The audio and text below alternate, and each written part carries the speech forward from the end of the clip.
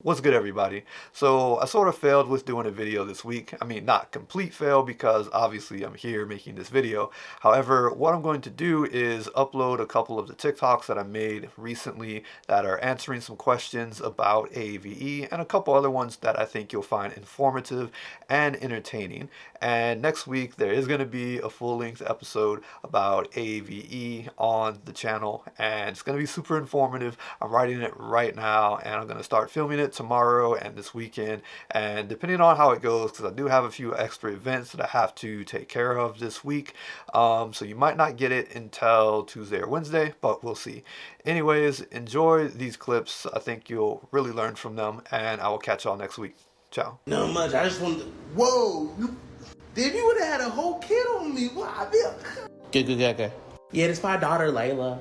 Can't have half a kid. I need answers. A lot of people say you had a whole baby when it's impossible to have half a baby. I got you. I'm gonna substitute cake for babies, because if I don't, I'm gonna get a community guidelines violation. It'll make sense in the end, and it's also impossible to make half a cake. When we're talking to each other and we're making sentences, those sentences contain a subject and a predicate and an action that links them both together. Occasionally, we will say a word that will indicate a second subject has performed a second action. If I say that this phone was a gift, that implies and your brain understands that someone gave me this phone, even though I did not say those words. So let's talk about cake again. When somebody said, I only left for the grocery store 2 hours ago, you don't made a whole cake? Powell isn't actually modifying cake, it's modifying the action of making a cake. So what they're really saying is, You know, measure out flour, sugar, baking powder, cocoa powder, butter, eggs, milk, and then whisk them all together real good, and then pour those into a grease pan and put that to the oven at 350 degrees Fahrenheit for 25 minutes, then put it out in the pot of chocolate butter cream frosting. so that's why people say you had a whole baby, because you know there's like a process to making a baby, as you do.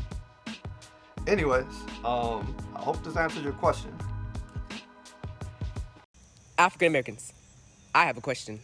Regarding AAVE, or African American Vernacular English, or you could just say Ebonics, we do this one thing, and I'm not sure if African Americans in the North say it, but down here in the South, we do this one thing a lot. Just like how other ethnicities roll their R's, like R, we hear it mostly in Spanish or Russian, but regardless, we do this thing.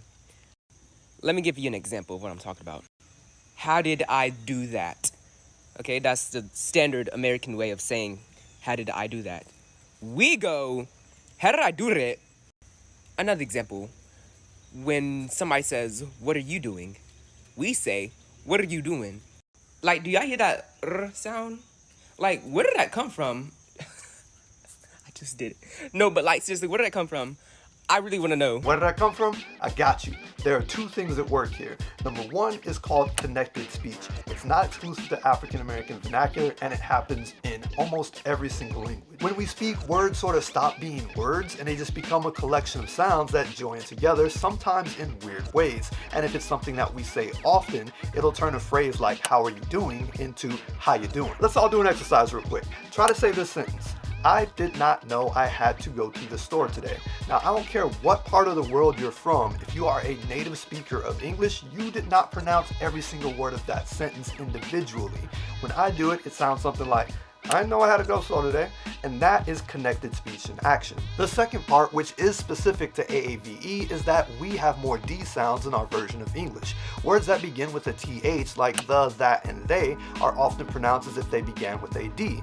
The, that, they. However, thin is still pronounced like thin, and this is in line with many West African languages, which is where the majority of enslaved people were taken from. This gives a sentence like, why did they do that? More D sounds to roll so that it can become, why did they do that? Now, not everybody rolls their D's like R's. I don't. I pronounce it like, why do they do that? However, just like there are many different American English accents all over the country, there are many different African American English accents all over the country, and you roll your D's like R's because that's specific to the version you grew up with. So I hope that answers your question. Whenever I or someone in the comments says something like AAVE is a language, someone always comments something like this, which I even used to believe myself. However, it's wrong. Just like Conscious Lee be saying, research over me search. I've been in the habit of responding to those comments with something like, okay, well, how are Norwegian, Danish, and Swedish considered 3 different languages then? And while it would be great if people would just go to Google and see this quote or this quote, I know that's not the reality, so here we are. Jeg er I ferd med å gå til butikken.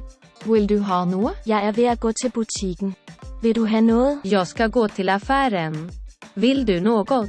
They're not pronounced the exact same, but neither are I'm about to go to the store right now, do you want anything? And I'm about to go to the store right now, you also? And I'm not at all saying that we shouldn't consider them languages. However, if the people from these three countries all resided in the same place, we would probably consider the languages that they spoke dialects of each other or even accents. It is entirely possible that two or more languages can have an extremely high level of mutual intelligibility while still being considered separate languages. I agree 100% with what you say about the dialects of Arabic being dialects, because there's that buffer of modern standard Arabic in between them, so that even two speakers of vastly different dialects which are unintelligible can still communicate because they have that modern standard version in between them. However, that parallel does not exist with standard American English and African American English. The mass media version is standard American English. For example, if I said they don't be saying that, that does not translate into they don't say that. It means that they don't normally say that. We would be surprised if we heard them say that because they don't be saying that.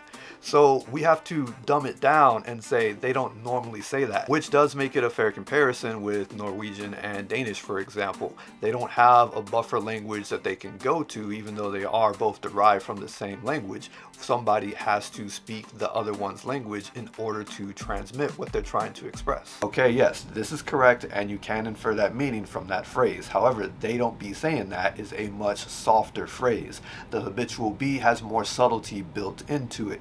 For example, the difference between these two phrases is that you are much more likely to hear somebody say something that they don't be saying than you are to hear somebody say something that they don't say. It was about a week ago that I did that video about pronouns, and somebody went on a little homophobic and transphobic comment spree, and they wrote something to the effect of this happening in America because we're so spoiled, but that's just a bunch of bullshit.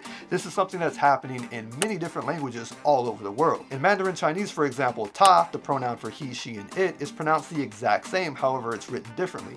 There's an interesting story here because it used to be a gender-neutral pronoun. However, in the early 1900s, women began using the female radical to write the pronoun in order to refer to women in written form. What some non-binary people have taken up doing is using Romanized characters so that they are able to refer to themselves in a gender-neutral way. There's actually a really cool article in the Washington Post about gender-neutral pronouns and inclusive language all over the world. One of the things they mentioned was that in 2019, Hanover, Germany mandated that all official communications use gender-inclusive language. German is a very gendered language, but so are languages like Arabic and Hebrew. Yet people are still coming up with ways to refer to people that are non-binary. Romance languages are also heavily gendered. If you live in the United States, you've probably heard Latinx a lot of times. But have you heard of Latine? Substituting an X to the end of a word to make it gender neutral also makes it a little bit difficult to pronounce. However, substituting an E makes it roll right off the tongue. So instead of nosotros y nosotras, you can say nosotres, vosotres, or bienvenidos, like it says in the sign from Argentina. Now this has not come without controversy. Entonces, creo que los diputados, antes que nada, van a tener que plantearse algo que es muy central. Son los diputados, que incluye diputados y diputadas. Los diputados.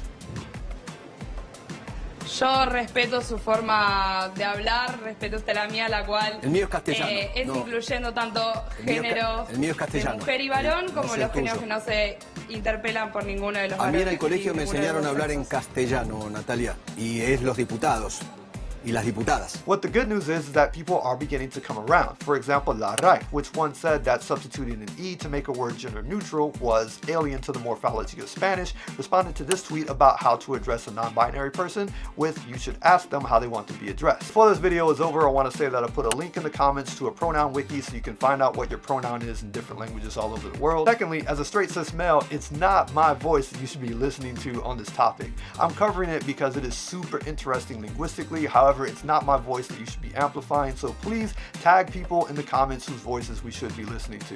And that's it for the video. Thank y'all for watching.